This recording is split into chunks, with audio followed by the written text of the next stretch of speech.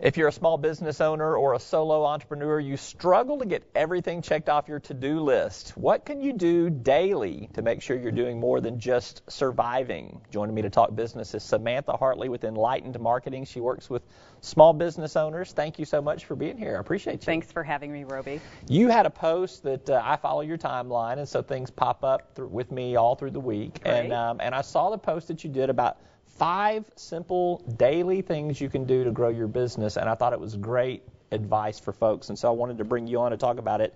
Number 1, I think we've got a graphic to illustrate this. Cool. Connect with one person outside your business. What do you mean by that?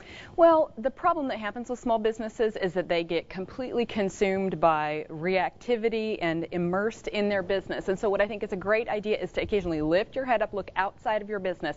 Now, my favorite kind of connections are not to your current clients, which you're probably already working with, but to specifically people you can follow up with who've expressed an interest in the past. Go back and follow up with them.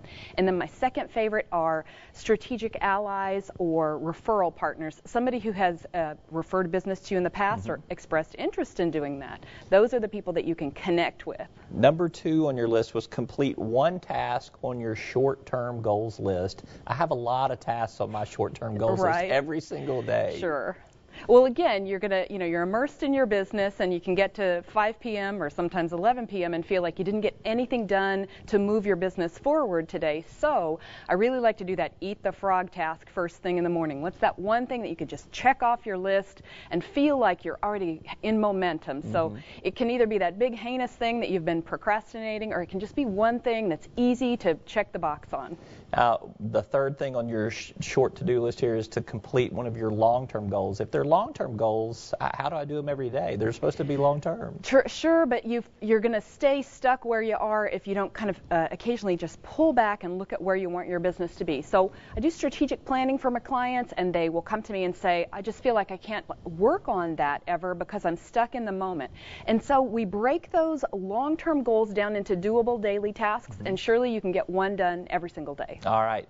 Creating content, the 4th thing on your to-do list. I actually stretched that out a little bit further for you, said, or create something you can sell. So, I mean, create something that's going to generate some buzz. Definitely. And I'm sitting here right now because of content I created. So I've proved my own point with it.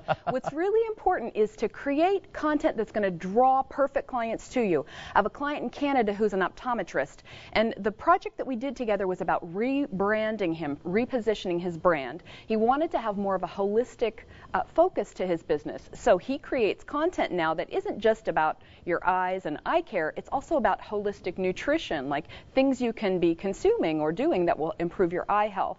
So what's great about that? He creates that content, it goes out in his email newsletter, and then he attracts more people to him who are interested in that angle of his business. Little hint on that, email marketing. For every $1 spent in email marketing, it brings in over 40. So there's a great ROI on email marketing nowadays. All right, and last but not least, thinking about your business. We think about our business, but we don't always think about our business. You had a great illustration to prove that point. Well, I talked about this episode of Big Bang Theory where Amy is visiting Leonard's apartment, and there's this kind of awkward thing where she's been reading, and then he looks over and she's just kind of sitting there, and he's like, weren't you reading? And she says, yes. Now I'm thinking about what I was reading.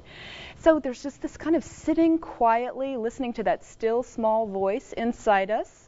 It might be while you're walking the dog or gardening, or you just need to take some time just to receive, listen, and that's when the best ideas can come to you. All right. Samantha Hartley with Enlightened Marketing. Get a website you can promote? I do, enlightenedmarketing.com. All right. Easy enough. Thank you so much for being here. I appreciate it. Thanks for having me.